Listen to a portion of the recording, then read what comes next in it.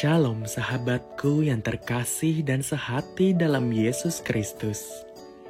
Jumpa lagi kita pada kesempatan kali ini.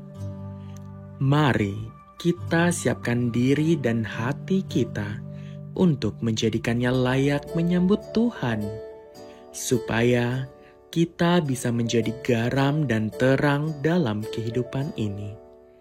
Tentunya dengan bersama kita resapi Renungan Sabda Pendalaman Iman presented by BPK PKK KAJ.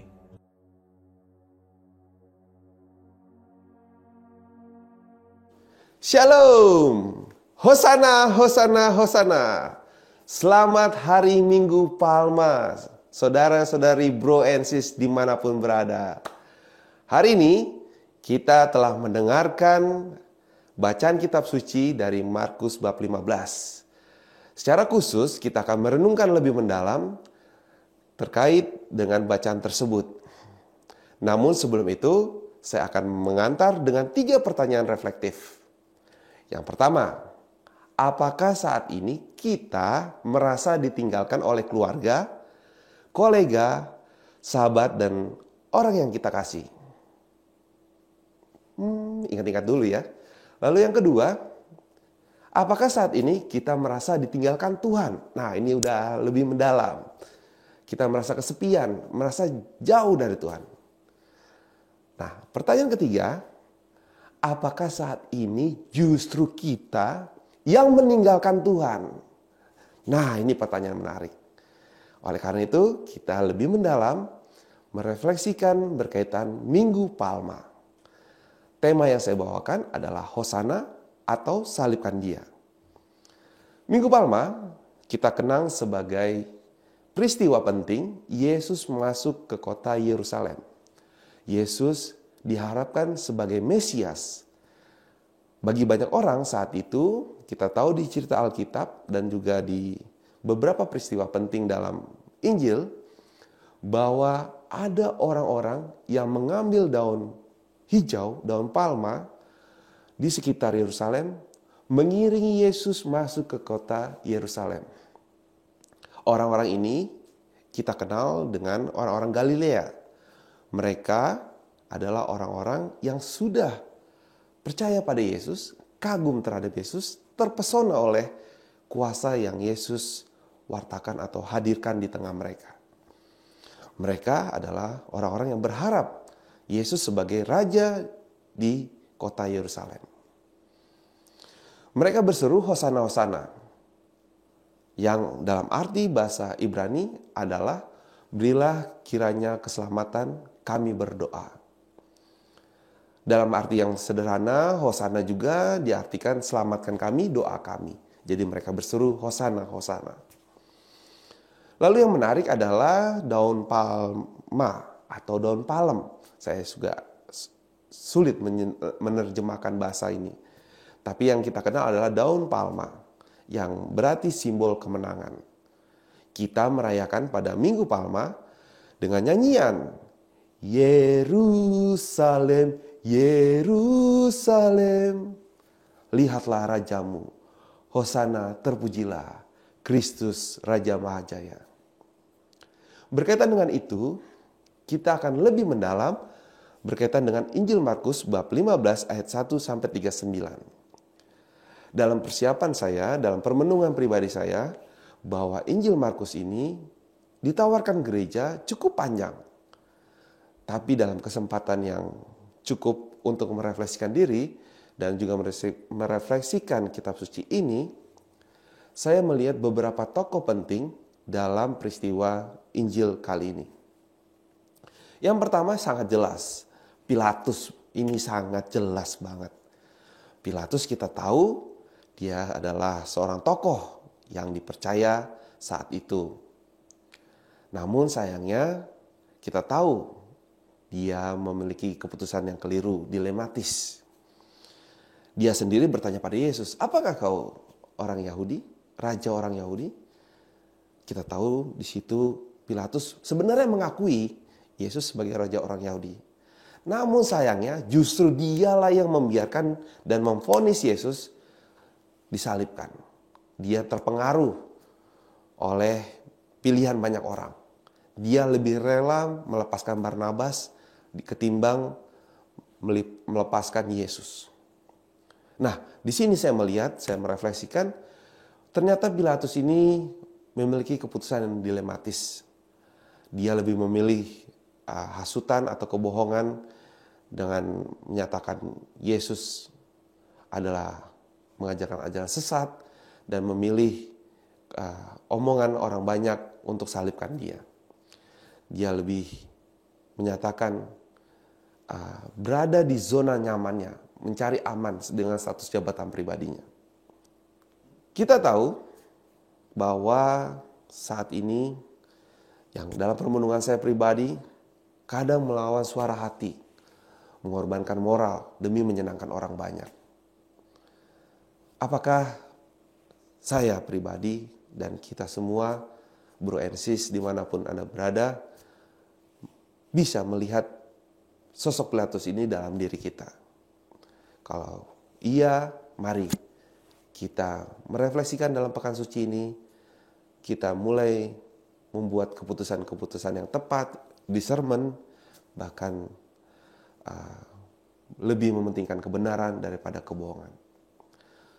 Baik, yang berikutnya ada tokoh yang paling penting lagi adalah kaum Farisi dan orang Yudea. Di sini mereka adalah orang-orang imam kepala, ahli Taurat, dan beberapa kelompok yang cukup sentral membuat Yesus dijatuhi hukuman salib. Mereka bersepakat jahat untuk membunuh dan membinasakan Yesus dengan cara disalibkan. Dengan cara apa? Kaum Farisi menghasut orang banyak agar Yesus ini disalibkan. Istilah zaman sekarang adalah seperti demonstran bayaran. Jadi istilahnya salibkan dia itu untuk menghasut orang-orang terpengaruh. Nah, ternyata saya menyadari juga kaum Farisi ini dan orang Yudea ini ternyata pernah saya alami. Kita tahu kita mudah terhasut, terprovokasi. Mendengar berita hoax, langsung bereaksi. Dengar gosip, fitnah, kita bereaksi. Kita tahu di situ ternyata Tuhan menginginkan kita lebih dari status kita sebagai orang benar. Dari dua contoh ini, kaum Farisi dan orang Yudea, kita menyadari selama pekan suci ini, apakah justru kita suka membuat gosip, fitnahan, membuat orang lain terluka? Kalau tidak, ya kita bersyukur. Tapi kalau iya, mari kita membenahi diri. Kadang kita juga suka memvonis, menghakimi orang lain berdosa, membuatnya sakit hati, terluka. Bahkan istilah zaman sekarang, ngebully. Sampai mereka rusak mentalnya. Apakah kita masih seperti itu? Kalau iya, mari kita bertobat. Dan kesempatan Minggu Palma ini, kita masih ada waktu beberapa hari untuk merenungkan Trihari Suci Tuhan. Dan kita mau kembali menjadi orang yang berkenan di hati Tuhan. Bro and sis, ada hal yang menarik dalam permenungan saya. Di satu sisi, Minggu Palma atau minggu yang kita kenang sengsara Yesus ini, orang bersorak-sorak, Hosana, Hosana. Tapi di dalam bacaan Injil Markus ini, orang berseru, salibkan dia, salibkan dia. Saya bertanya-tanya, siapakah orang ini? Ternyata saya menemukan dari beberapa sumber dan juga informasi yang saya dalami, ternyata orang yang berteriak Hosana ini berbeda dengan orang yang salibkan dia. Tadi saya sudah jelaskan atau saya sampaikan bahwa orang Galilea berharap Yesus sebagai raja di kota Yerusalem. Mereka adalah kelompok yang mengikuti Yesus, mengiringi Yesus. Sedangkan orang yang berseru salibkan dia itu adalah kelompok orang dari sekitar Yerusalem atau orang-orang Yudea. Nah, ini menjadi penting ketika kita memahami atau merefleksikan lebih mendalam, apakah kita di posisi Hosana atau salibkan dia? Jadi orang Galilea bersorak Hosana di gerbang Yerusalem, sedangkan orang yang berteriak salibkan dia berada di halaman Pilatus adalah orang Yudea. Nah, inilah yang perlu kita refleksikan kembali saat ini. Apakah kita suka memuji-muji Tuhan, tapi di satu sisi menyalibkan dia, berbuat dosa, membuat kesalahan. Semoga masih ada kesempatan kita untuk merefleksikan kembali pribadi kita menjadi pengikut Kristus. Lalu yang berikutnya adalah Markus 15 ayat 139 ini ada tokoh yang sangat penting. Nah, ini poinnya yang menjadi perenungan saya. Yaitu siapa? Yesus Kristus. Di sini dalam perenungan saya, seolah-olah Yesus itu ditinggalkan Allah. Makanya dia berseru, Eloi, Eloi. Kan? Maksudnya begini, Eloi, Eloi, lama sabatani. Dia merasa ditinggalkan Allah. Dia merasa Allah meninggalkan dia. Namun di situ dijelaskan atau disampaikan orang mendengarnya dia memanggil Nabi Elia atau Eli. Tapi sebenarnya dalam sumber yang saya baca dia menggunakan logat bahasa Aram. Artinya Eloi atau bahasa Aram itu Eloi. Bukan Nabi Elia. Di sini dalam permenungan saya beberapa waktu saya menjadi sadar di satu sisi Yesus berteriak itu apakah dia ingin menghujat Allah ataukah dia tetap setia pada panggilannya sebagai juru selamat. Di sini letak permenungan saya yang sangat penting. Ternyata kita percaya Yesus sungguh Allah, sungguh manusia. Di satu sisi dia mati di kayu salib pada Jumat Agung yang kita rayakan. Tapi di sisi lain dia bangkit sebagai Allah pada Minggu Paskah. Di sini saya menyadari atau sebagai pembuktian bahwa Yesus yang mati atau wafat merupakan Yesus juga yang bangkit pada hari Paskah. Ini yang akan nanti kita rayakan pada minggu berikutnya setelah Trihari Suci berjalan. Bagi saya pribadi itulah hari pembuktian bahwa Yesus hidup, Yesus berkarya, Yesus sengsara, wafat, dimakamkan, dan juga bangkit. Ini hari pembuktian. Boleh kan kita membuktikan sebagai hari jadi Yesus yang bangkit, yang kita rayakan sebagai Paskah baru. Saudara-saudara yang terkasih, Bro and Sis, dari tokoh yang ketiga ini kita sadar. Apakah saat ini, kembali ke pertanyaan refleksi awal tadi, apakah saat ini kita merasa ditinggalkan Tuhan? Kita merasa sendiri, sebatang kara. Sebatang kara, sendiri sepi. Merasa kesepian. Ditinggalkan kolega, sahabat. Ditinggalkan Tuhan. Kalau iya, kita kembali merefleksikan sosok yang kita percayai, yang kita ikuti, Tuhan Yesus. Dia juga mengalami hal sama ketika disalib. Merasa ditinggalkan Allah. Tapi kita lihat bahwa Yesus ternyata tidak ditinggalkan Allah. Buktinya apa? Buktinya ketika imam kepala pasukan Romawi berseru, sungguh orang ini adalah anak Allah. Jadi pengakuan iman seorang kepala pasukan Romawi ini sebagai bukti bahwa Yesus itu sungguh Allah. Efeknya apa? Atau dampaknya apa? Kita lihat tabir bait suci terbelah dua. Itu alam ingin menyatakan kuasa Yesus. Lalu kita ingat juga perkataan Yesus di beberapa minggu sebelumnya. Rombaklah bait Allah dalam 3 hari, aku akan mendirikan kembali. Disinilah poin yang permenungan kita pada pekan suci, bahwa Yesus yang merasa ditinggalkan, tapi dia bangkit pada hari ketiga, pada Paskah yang baru. Kembali pertanyaannya kepada kita masing-masing. Apakah kita sebagai anggota keluarga, sebagai pewarta, sebagai pebisnis, pejabat, atau umat beriman biasa atau di tengah masyarakat, Apakah kita sebagai pengikut Kristus semakin setia pada Tuhan, atau justru kita menolak Tuhan? Atau justru sebaliknya, Tuhan sudah memberikan banyak berkat, rahmat, rezeki, karunia, tapi kita menghindar, kita meninggalkan Tuhan. Padahal sudah banyak berlimpah rezeki, kesuksesan, tapi kita melupakan Tuhan. Nah, pada kesempatan ini mari kita refleksikan kembali. Kita kembali pada Tuhan yang tetap setia pada kita.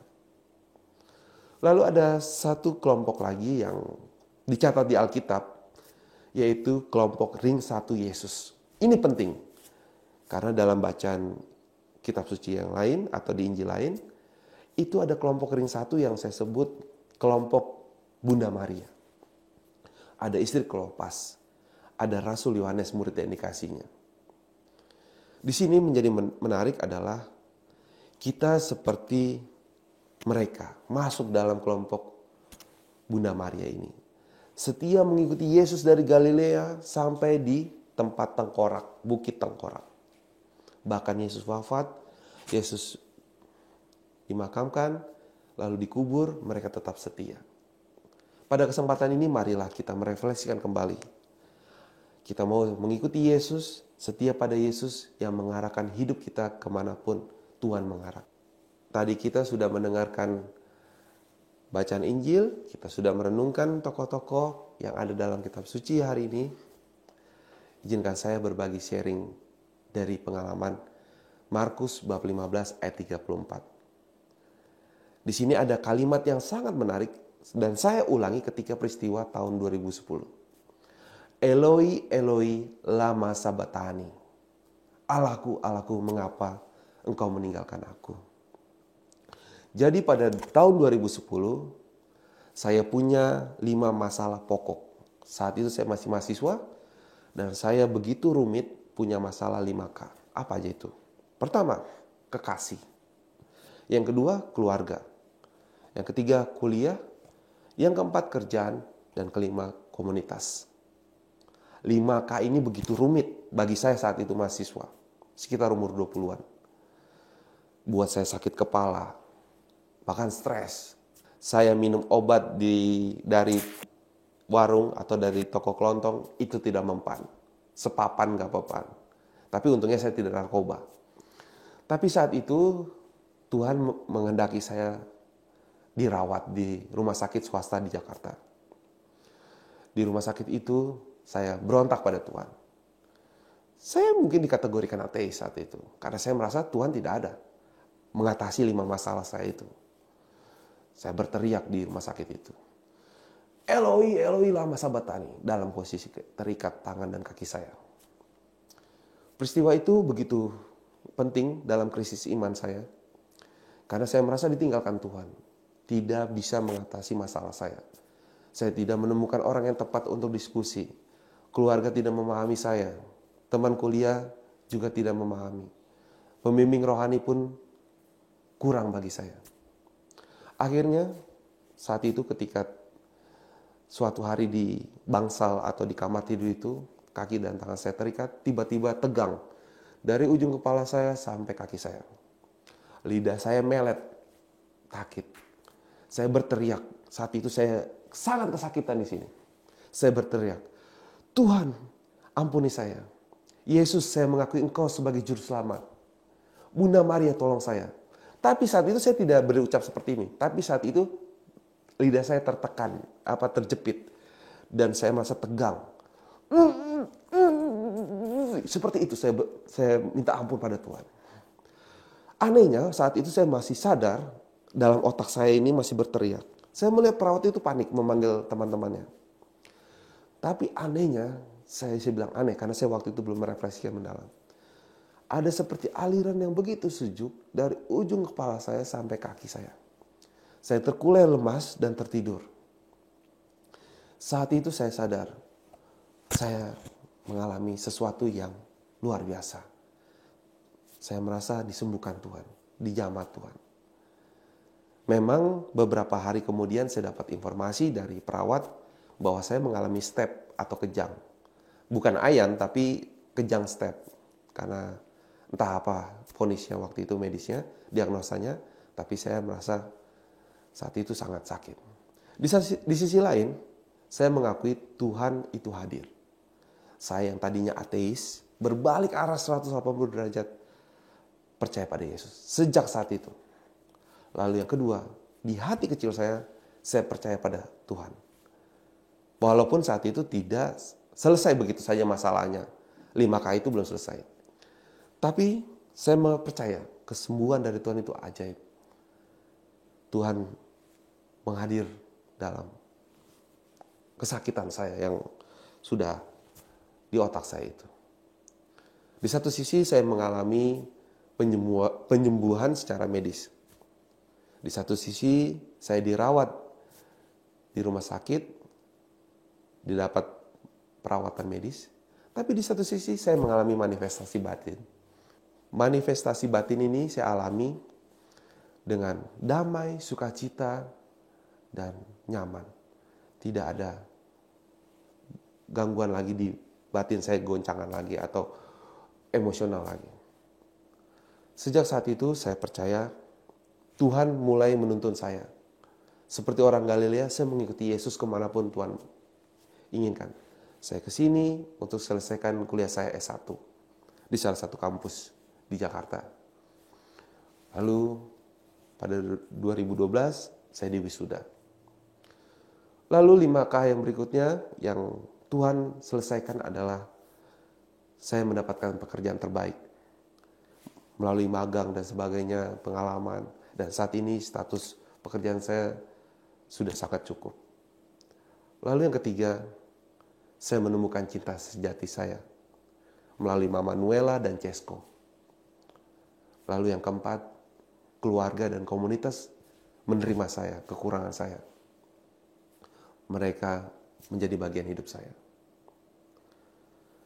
Demikian yang bisa saya sampaikan dari sharing ini. Bro and sis, dimanapun Anda berada, mungkin pengalaman ini hanya sekecil saja. Kita masing-masing punya pengalaman yang begitu berat. Merasa ditinggalkan, merasa sepi, merasa sebatang kara. Tapi Tuhan ternyata tidak meninggalkan kita kalau kita tetap setia dan beriman. Mari kita merefleksikan dan kita hayati kembali dalam pekan suci ini. Masih ada kesempatan beberapa hari dalam Trihari Suci nanti hingga Paskah. Saya mengajak yang pertama, setia pada Yesus. Masuk dalam ring satu Bunda Maria. Itu udah nggak ada tawar-menawar. Kita setia, walaupun kita tidak memahami kehendak Allah. Walaupun kita merasa ditinggalkan, kita tetap mengimani Tuhan yang kita sayangi, yang kita imani. Yang tentu membimbing kita dengan berbagai caranya. Dan kita mau mengiringi Yesus, mengikuti Yesus sebagai kelompok Hosana kemanapun Yesus pergi. Bahkan di Bukit Golgota atau di kayu salib. Kita tetap berjalan bersama Yesus. Hingga akhirnya kita berseru dan kita beriman. Ku menang bersama Yesus Tuhan. Ku menang atas segala persoalan. Ku menang atas segala masalah. Haleluya, haleluya, ku menang. Haleluya, dia bangkit. Haleluya, dia hidup. Haleluya, dia naik. Roh Kudus turun. Itu yang pertama. Semoga masih ada kesempatan pada pekan suci ini. Lalu yang kedua, saya mengajak untuk kita mewujud nyatakan iman, kasih Tuhan yang kita sudah alami. Kita sudah merasakan berkat, kita sudah merasakan kesuksesan, kita mendapatkan banyak karunia. Nah, kita punya kesempatan, masih ada beberapa hari lagi, kita bersikap atau peduli, bersolidaritas, dan subsidiaritas. Mewujudkan iman kita ini, kasih Allah ini kepada yang miskin, lemah, difabel, terpinggirkan, dan disabilitas. Pertama-tama bukan karena kewajiban tematik tahun ini, bukan. Bukan karena arahan dari gereja, bukan.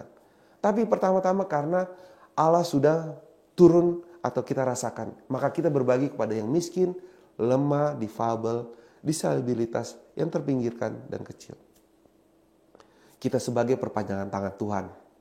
Kita percaya wujud nyata iman kita ini kita salurkan kepada orang-orang yang belum merasakan. Sehingga mereka merasakan apa yang kita rasakan dari kasih Tuhan melalui kehadiran kita. Yang berikutnya, ini cukup penting juga, realitas zaman sekarang, cerdas secara literasi informasi.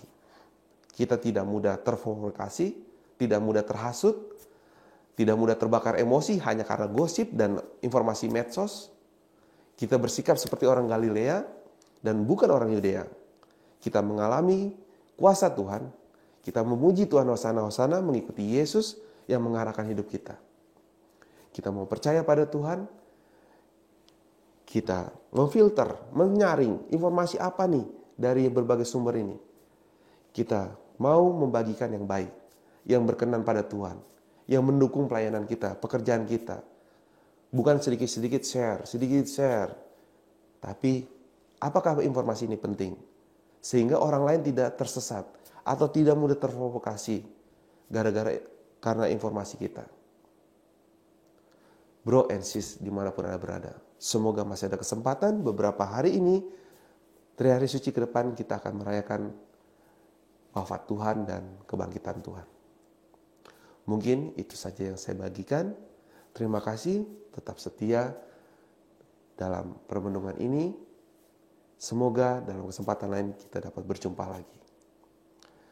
Akhir kata, terima kasih, terima kasih, terima kasih. Mari kita tutup dalam doa. Dalam nama Bapa, Putra, dan Roh Kudus. Amin.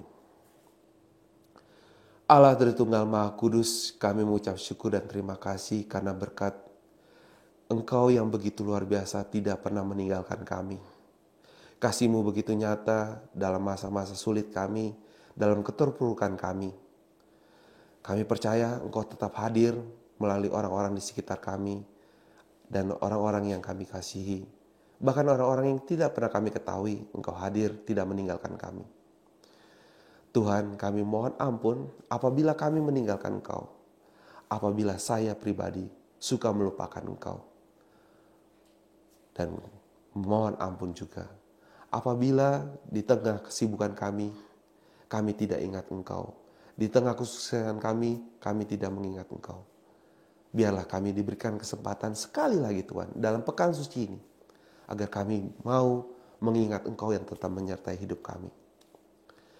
Tuhan Yesus Kristus, kami mohon ampun juga apabila kami tidak mewujudkan iman, kasih karunia yang Engkau berikan pada kami untuk orang-orang di sekitar kami yang miskin, lemah, difabel, disabilitas. Tuhan, berilah kami kesempatan lagi untuk berbagi kasih-Mu itu kepada mereka. Jadikanlah kami perpanjangan tangan-Mu, sehingga orang lain merasakan berkat karunia yang Engkau berikan pada kami dan juga ke banyak orang. Sehingga nama-Mu dipermuliakan Tuhan. Karena kasih-Mu sungguh nyata melalui perpanjangan tangan hidup kami.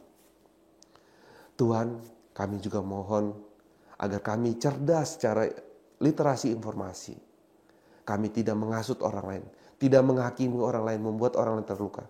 Tapi biarkanlah kami menyaring informasi. Kami sadar terhadap berbagai informasi ini, sehingga kami hanya ingin mewartakan Engkau, kasih-Mu, kerajaan-Mu, Injil-Mu ke seluruh dunia. Dalam digitalisasi maupun dalam pewartaan kami sehari-hari. Tuhan, berilah kami kesempatan lagi dalam pekan suci ini. Sehingga kami dapat mewartakan Engkau, memuliakan Engkau. Sehingga nama-Mu dipermuliakan baik di surga maupun di bumi. Doa ini ya Tuhan kami sampaikan kepadamu dengan pengantara Kristus Tuhan kami. Amin. Kemuliaan kepada Bapa dan Putra dan Roh Kudus, seperti pada permulaan, sekarang, selalu, dan sepanjang segala abad. Amin. Dalam nama Bapa, Putra, dan Roh Kudus. Amin. Terima kasih, terima kasih, terima kasih. Sampai jumpa. Dadah.